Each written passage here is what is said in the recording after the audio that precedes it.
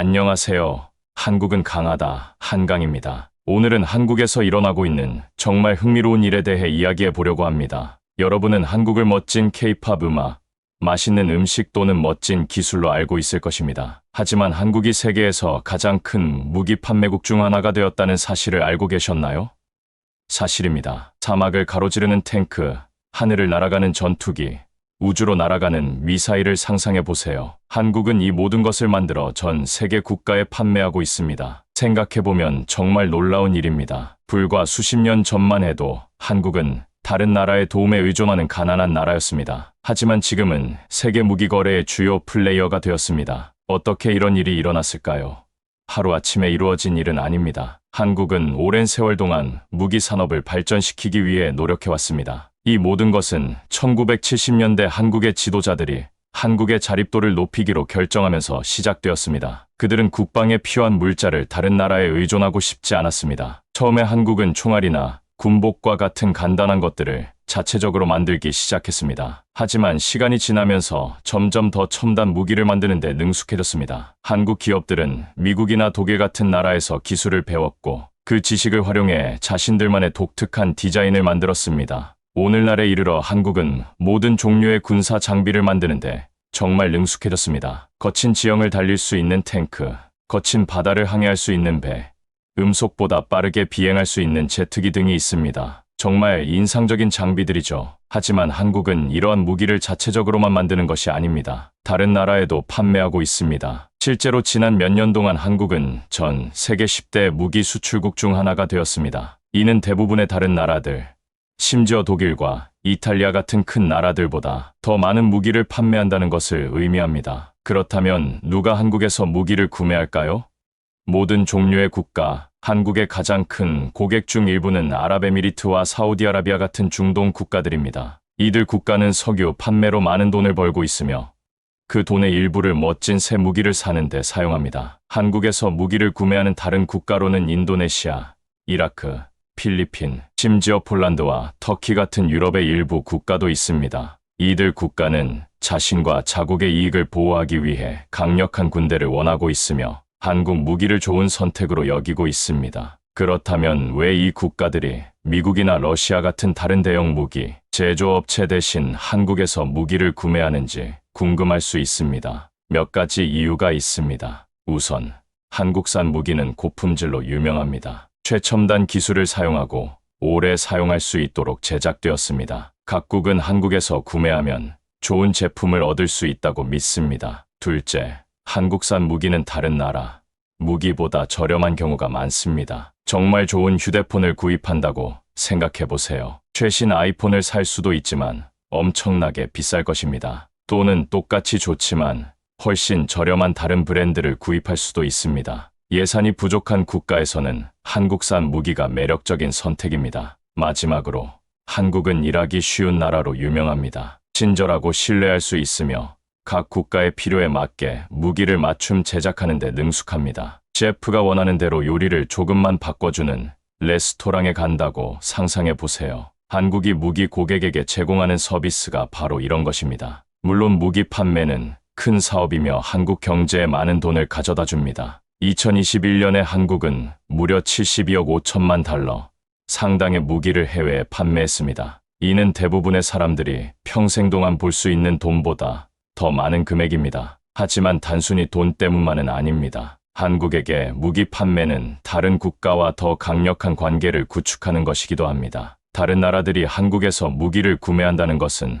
한국을 파트너로서 신뢰하고 소중히 여긴다는 뜻입니다. 이는 한국이 세계에서 영향력과 중요성을 높일 수 있는 방법이기도 합니다. 그렇지만 무기 판매에 문제와 우려가 없는 것은 아닙니다. 일부 사람들은 한국이 무기를 판매함으로써 전 세계의 폭력과 분쟁에 기여하고 있다고 우려합니다. 이들은 무기가 잘못된 손에 들어가거나 무고한 사람들을 해치는 데 사용될 수 있다고 주장합니다. 다른 사람들은 무기 산업이 매우 경쟁이 치열하며 한국이 다른 나라의 사업을 잃지 않도록 주의해야 한다고 지적합니다. 고객이 한국의 제품이나 가격에 만족하지 못하면 다른 곳에서 구매하기로 결정할 수 있는 위험은 항상 존재합니다. 이러한 어려움에도 불구하고 한국은 앞으로도 계속해서 주요 무기 수출국이 될 것으로 보입니다. 한국은 큰 야망을 가지고 있으며 더욱 발전된 무기를 만들기 위해 연구, 개발에 막대한 투자를 하고 있습니다. 실제로 한국은 2027년까지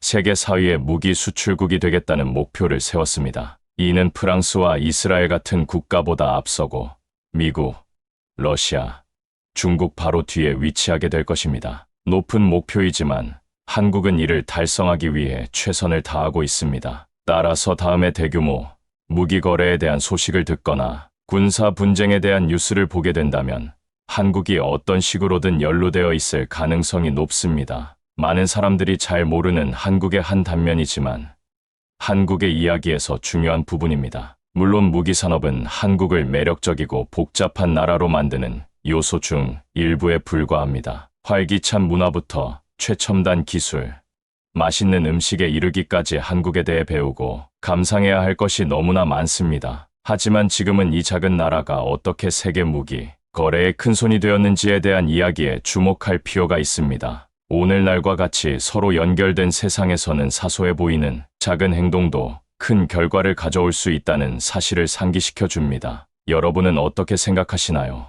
한국의 무기 산업에 대해 알게 되어 놀랐나요? 한국이 이렇게 많은 무기를 해외에 판매하는 것이 좋은 일이라고 생각하시나요? 이러한 질문은 우리가 살고 있는 복잡한 세상을 이해하려고 노력할 때 우리 모두가 고민해야 하는 질문입니다. 하지만 한국이 우연히 무기 사업에 뛰어든 것은 아닙니다. 한국이 무기를 만들고 판매하는 데 성공할 수 있었던 데에는 여러 가지 이유가 있습니다. 그리고 그 이유는 우리 주변 세계에서 일어나고 있는 일과 많은 관련이 있습니다. 여러분이 안전에 대해 걱정하는 국가라고 생각해 보세요. 어쩌면 여러분이 완전히 신뢰하지 못하는 거대하고 강력한 이웃, 국가가 있을 수도 있습니다. 또는 어딘가에서 분쟁이 일어나고 있고 그 분쟁이 여러분의 뒷마당으로 번질 수도 있습니다. 어떻게 해야 할까요? 한 가지 방법은 직접 군대를 건설하는 것입니다. 탱크, 비행기, 선박, 미사일에 투자하여 유사시 스스로를 방어할 수 있도록 하는 것입니다. 하지만 강력한 군대를 구축하는 데는 많은 비용이 들며 많은 국가가 자체적으로 모든 것을 할 수 있는 돈이나 전문성을 갖추지 못했습니다. 그래서 한국과 같은 국가가 필요합니다. 한국은 고품질 무기를 만들 수 있는 노하우와 공장을 보유하고 있으며 이를 필요로 하는 다른 국가에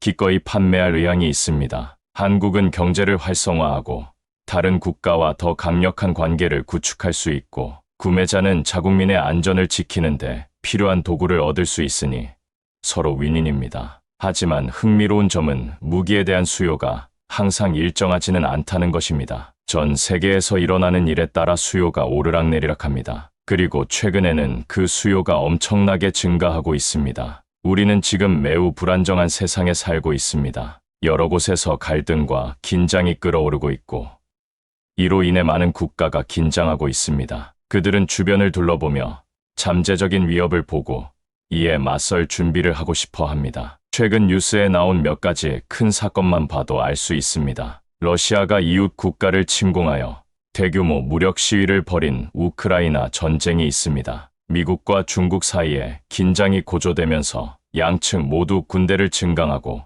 서로를 경계하는 눈빛을 보내고 있습니다. 그리고 시리아, 예멘, 에티오피아 같은 곳에서는 소규모 분쟁과 반란이 일어나고 있습니다. 이 모든 불안정성은 무기 산업의 연료와도 같습니다. 새로운 군사 장비 구매를 망설이던 국가들이 이제 서둘러 비축에 나서고 있습니다. 언제라도 사용해야 할 경우를 대비해 최신의 최고급 장비를 확보하고자 하는 것이죠. 한국으로서는 큰 기회입니다. 한국은 수년 동안 무기 산업에 막대한 투자를 해왔고 이제 그 보상을 받고 있습니다. 전 세계 국가들이 한국의 탱크, 제트기, 미사일을 구매하기 위해 줄을 서고 있습니다. 호황을 누리고 있는 사업입니다. 예를 들어 2022년에 한국은 72억 5천만 달러 상당의 무기를 수출했습니다. 이는 엄청난 액수이며 앞으로도 계속 증가할 것입니다. 한국은 2027년까지 세계 4위의 무기 수출국이 되겠다는 야심찬 목표를 세웠고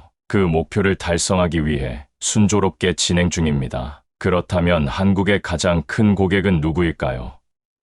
지난 장에서 몇 가지를 언급했지만 좀 더 자세히 살펴보겠습니다. 한국 무기를 가장 많이 구매하는 국가 중 하나는 중동에 부유한 석유 국가인 아랍에미리트연합입니다. UAE는 최근 몇 년 동안 대규모 군사비 지출을 이어가고 있으며 한국산 장비를 앞다투어 구매하고 있습니다. 예를 들어 2022년에 UAE는 한국의 미사일 방어 시스템, 전투 차량, 곡사포를 구매하는 35억 달러 규모의 대규모 계약을 체결했습니다. 또 다른 큰 고객은 군 현대화를 모색하고 있는 유럽의 나토 회원국 폴란드입니다. 폴란드는 2022년에 한국산 K 전차 180대와 K9 자주곡사포 212문을 58억 달러에 구매하는 계약을 체결했습니다. 이는 엄청난 화력이며 점점 더 공격적으로 변하는 러시아에 맞서 국방력을 강화하려는 폴란드의 열망을 보여주는 분명한 신호입니다. 하지만 한국에서 구매하는 것은 UAE와 폴란드 같은 전통적인 동맹국뿐만이 아닙니다. 한국은 인도와 이집트 같은 새로운 시장에도 진출하고 있습니다. 예를 들어 한국은 2021년에 인도에 155mm 자주곡사포를 17억 달러에 판매하는 계약을 체결했습니다. 그리고 2022년에는 이집트에 K9 곡사포와 지원 차량을 공급하는 16억 달러 규모의 계약을 체결했습니다. 이러한 계약은 단순히 금액적인 측면뿐만 아니라 한국에 큰 의미가 있습니다. 또한 지정학적으로도 큰 변화를 의미합니다. 오랫동안 세계 무기 거래는 미국, 러시아, 중국과 같은 소수의 강대국들이 주도해왔습니다. 하지만 이제 한국과 같은 국가들이 이러한 지배력에 도전하기 시작했습니다. 어떤 면에서는 좋은 현상입니다. 각국이 무기를 구매할 때 선택의 폭이 넓어지고 가장 좋은 조건으로 구매할 수 있다는 뜻이죠. 또한 글로벌 무기 시장의 경쟁이 치열해져 가격을 낮추고 혁신을 촉진할 수 있다는 의미이기도 합니다. 하지만 고려해야 할 몇 가지 위험과 단점도 있습니다. 우선 첨단 무기를 보유한 국가가 많을수록 그 무기가 분쟁에 사용될 수 있는 위험도 커집니다. 또한 무기가 테러 단체나 불량 국가와 같은 잘못된 손에 들어갈 수 있는 위험도 있습니다. 그리고 윤리적 문제도 있습니다. 교육, 의료 또는 빈곤 감소와 같은 분야에 그 돈을 사용할 수 있는데도 국가가 무기에 많은 돈을 지출하는 것이 과연 좋은 일일까요? 전쟁으로 인한 인적 비용은 어떻게 될까요? 판매되는 모든 무기는 생명을 앗아가고 엄청난 고통을 초래할 수 있는 잠재력을 가지고 있습니다. 이는 어려운 질문이며 항상 쉬운 답이 있는 것은 아닙니다. 하지만 전 세계 무기 거래가 계속 성장하고 진화하는 상황에서 이러한 문제는 반드시 짚고 넘어가야 할 중요한 문제입니다. 한국의 경우 그 위험성은 매우 높습니다. 한국은 호황을 누리고 있는 무기 산업을 통해 많은 것을 얻을 수 있지만 일이 잘못될 경우 잃을 것도 많습니다. 한국은 누구에게 무기를 판매하는지 신중해야 하며 무기가 악용될 수 있는 방식으로 사용되고 있지 않은지 확인해야 합니다. 동시에 한국은 무기 산업에서 점점 커지는 영향력을 활용해 긍정적인 변화를 추진할 수 있는 기회도 있습니다. 한국은 영향력을 활용해 전 세계 무기 거래의 투명성, 책임성을 증진할 수 있습니다. 무기가 잘못된 손에 들어가는 것을 방지하고 분쟁의 평화적 해결을 장려할 수 있습니다. 이는 큰 도전이지만 한국은 이 과제를 해낼 수 있다는 것을 여러 차례 보여줬습니다. 놀라운 경제 성장부터 문화적 소프트 파워까지 한국은 세계 무대에서 뛰어난 성과를 거둔 역사를 가지고 있습니다. 따라서 한국의 무기 산업이 계속 성장하고 발전하는 모습을 지켜보면서 한국이 이 복잡하고 험난한 지형을 어떻게 헤쳐나갈지 주목할 필요가 있습니다. 한국이 세계의 선한 힘이 될까요? 아니면 지구촌 곳곳을 괴롭히는 폭력과 불안정의 악순환에 기여할까요? 시간이 지나야 알 수 있겠지만 한 가지 확실한 것은 한국의 무기 강국으로의 부상이 아직 끝나지 않았다는 점입니다. 앞으로 더 많은 우여곡절이 있을 것이며 우리 모두는 그 과정이 어떻게 전개될지 면밀히 지켜볼 것입니다. 지정학적 음모와 막대한 돈, 그리고 높은 이해관계로 가득한 흥미로운 이야기입니다. 하지만 그거 아세요? 이 이야기에는 우리가 아직 이야기하지 않은 또 다른 측면이 있습니다. 바로 인간적인 측면입니다. 화려한 무기와 수십억 달러 규모의 거래 뒤에는 한국의 무기 수출로 인해 삶에 영향을 받고 있는 실제 사람들이 있기 때문입니다. 그리고 그들의 이야기는 헤드라인만큼이나 중요합니다. 이 장에서는 이러한 이야기 중 일부를 자세히 살펴볼 것입니다. 한국의 무기를 만드는 사람들과 그 무기를 사용하는 사람들을 만나보겠습니다. 무기 거래가 전 세계 지역 사회에 미치는 영향을 살펴보고 무기 거래의 윤리와 결과에 대해 몇 가지 어려운 질문을 던질 것입니다. 먼저 노동자들부터 시작하겠습니다. 한국이 다른 나라에 판매하고 있는 탱크, 비행기, 미사일을 실제로 제작하는 사람들입니다. 그들은 누구이며 무기 산업에서 일하는 것은 어떤 모습일까요? 여러분은 이들 중 상당수가 평범한 사람들이라는 사실에 놀랄지도 모릅니다. 군인이나 정치인,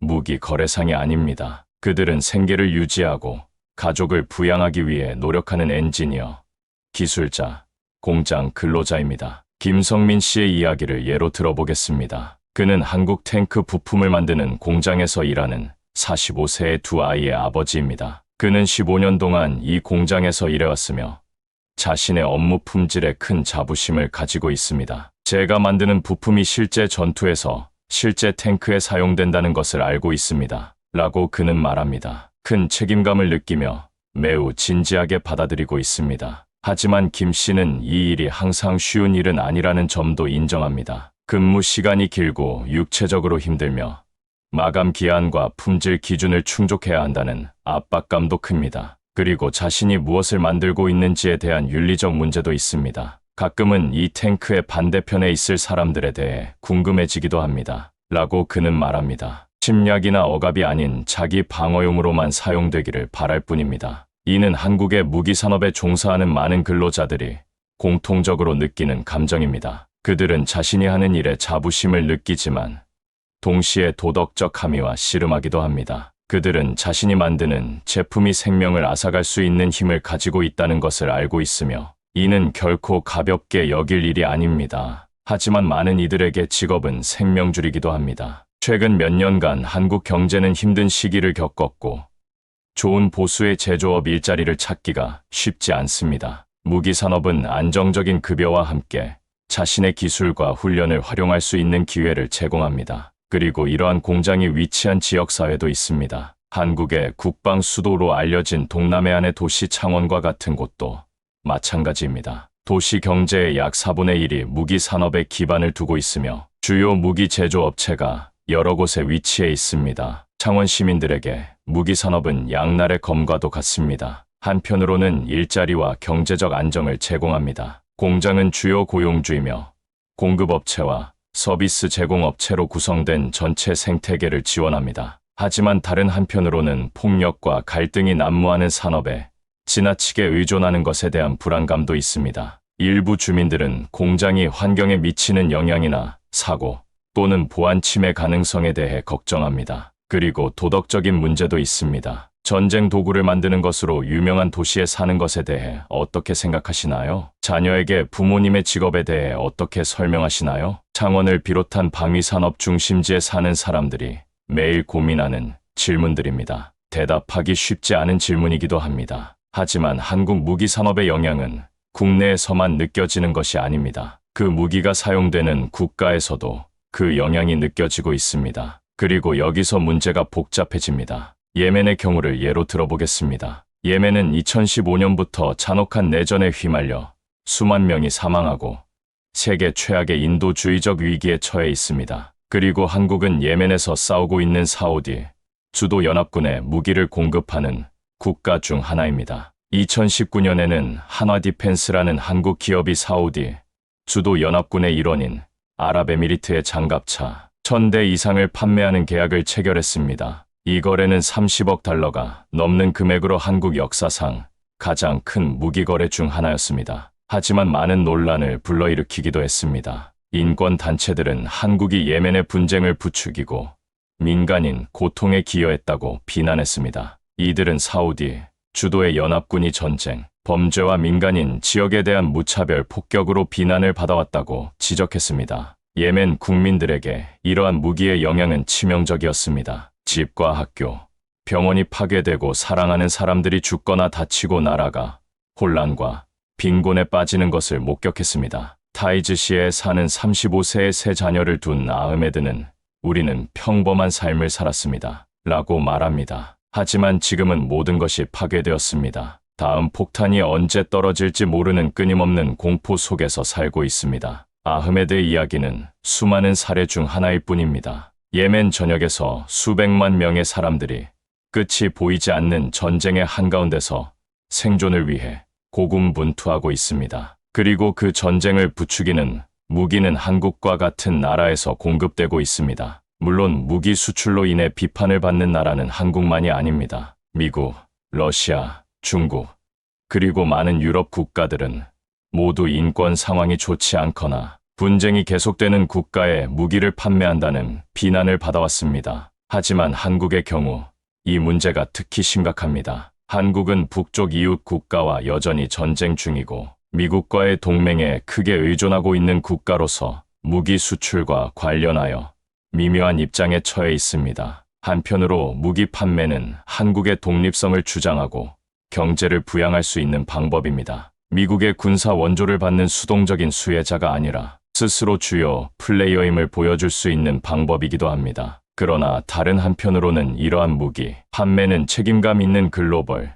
시민으로서의 한국의 이미지를 훼손할 수도 있습니다. 평화보다는 이익에 더 관심이 많고 돈을 벌기 위해 인권 침해를 기꺼이 감수하는 국가처럼 보일 수 있습니다. 이런 종류의 윤리적 딜레마는 무기 산업이 계속 성장함에 따라 한국이 고민해야 할 문제입니다. 그리고 이러한 딜레마는 쉽게 해결되지 않을 것입니다. 하지만 한국이 무기 거래에서 영향력을 키워 긍정적인 변화를 만들어낼 기회도 있습니다. 무기 산업의 투명성과 책임성 강화를 촉구하거나 고객들이 분쟁에 대한 평화적 해결책을 추구하도록 독려하는 데 영향력을 사용할 수 있습니다. 또한 민간인 사상자와 부수적 피해를 최소화하도록 설계된 스마트 무기 개발에 더 많은 투자를 할 수도 있습니다. 정밀 유도 탄약이나 첨단 센서와 같은 기술은 전쟁의 인적 비용을 줄이는 데 도움이 될 수 있습니다.